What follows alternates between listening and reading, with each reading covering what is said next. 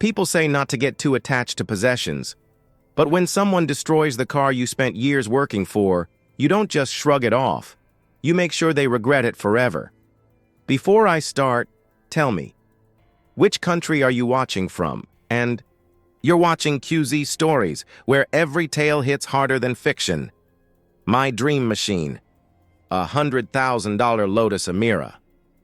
Since my early 20s, I fantasized about it, watching clips of that raw exhaust note late at night, picturing the day I could finally sit behind the wheel. It took more than 4 years of strict saving, no trips, no splurges, just me driving a coughing, tired Corolla that should have been retired long ago. But when I finally rolled into my HOA-governed cul-de-sac, the stares from my neighbors made all those sacrifices worth it. Jake, my buddy a few houses down, ran out with his phone recording.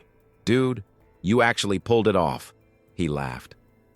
We stood there admiring the matte silver body, the sharp lines, and that deep idle rumble. It was art. But clearly, not everyone thought so. Enter Rita. She wasn't even the HOA president, just a nosy board member with too much spare time. Mid-50s, bleached blonde bob, always dressed like she was going to audit someone's taxes. She froze at the end of my driveway, arms folded, glasses slid down her nose, glaring at my Emira like it personally insulted her family. I gave her a polite nod. She just turned away without a word. Within days, she became a constant presence. Slowly circling my home in her Prius, writing in a notebook, pretending to inspect sidewalks and trash cans that didn't need inspecting. Eventually, she came knocking. Clipboard in hand, she stood on my porch and announced, word for word, "Your car is noisy. It lowers property values and disrupts the quiet nature of this neighborhood. Replace it with something appropriate. A Tesla would be better. A Tesla." I almost laughed. I'd read the HOA bylaws thoroughly. Nothing in there banned sports cars. I was respectful. I never revved the engine for fun, never blocked driveways. I was a model neighbor. Weeks passed. My Emira stayed, singing its low growl each morning. Then, one evening after an HOA meeting hosted at Rita's house, which she skipped, I came home to a nightmare. Bright red spray paint across my back window. I warned you. All 4 tires cut flat. Both mirrors broken off. My hands trembled as I checked my ring cam.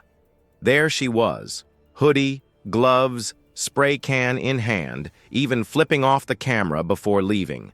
This wasn't just HOA drama anymore.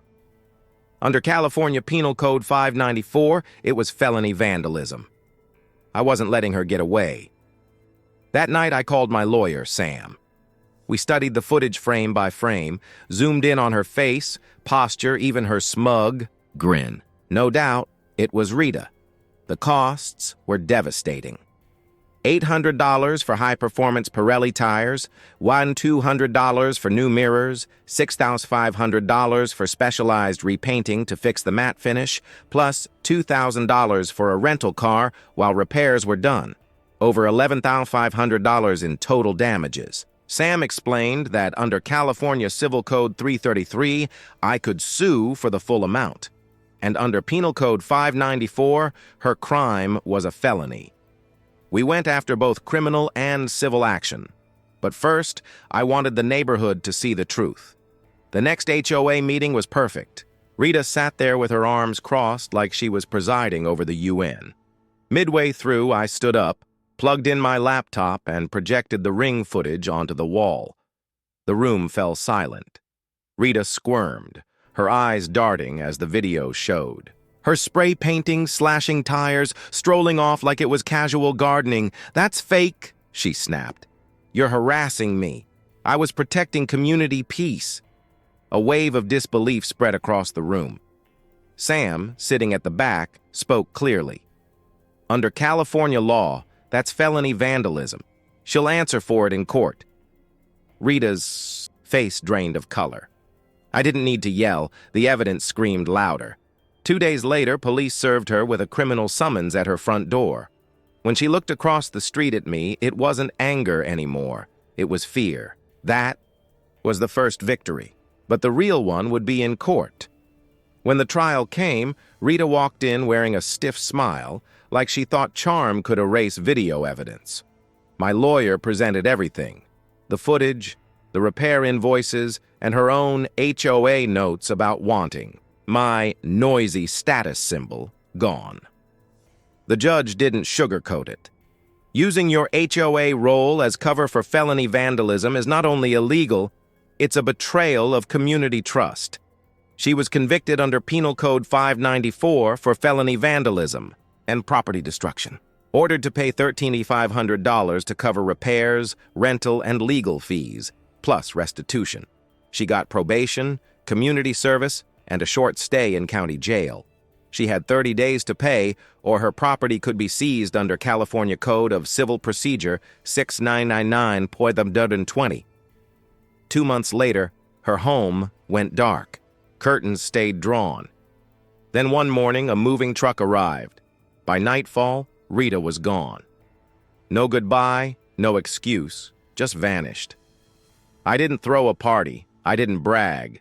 I just drove my Amira once around the block, its paint shimmering, tires new, engine humming. Neighbors waved, some even clapped. I parked it, stepped out, and for the first time in weeks, breathed easy.